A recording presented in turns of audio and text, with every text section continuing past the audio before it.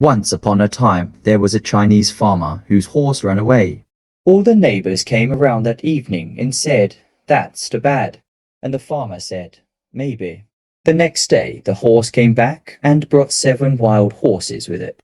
And all the neighbors came around and said, "That's great, isn't it?"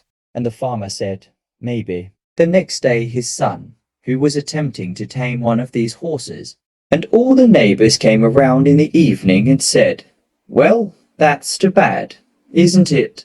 And the farmer said, "Maybe." The next day, the conscription officers came around looking for people for the army. They rejected his son because he had a broken leg. And all the neighbors came around that evening and said, "Well, isn't that wonderful?" And the farmer said, "Maybe." The moral of the story: we should be careful labeling the things that happen to us as good or bad. The causal chain of the universe is complex and infinite. Real life stories continue even after the happy ending.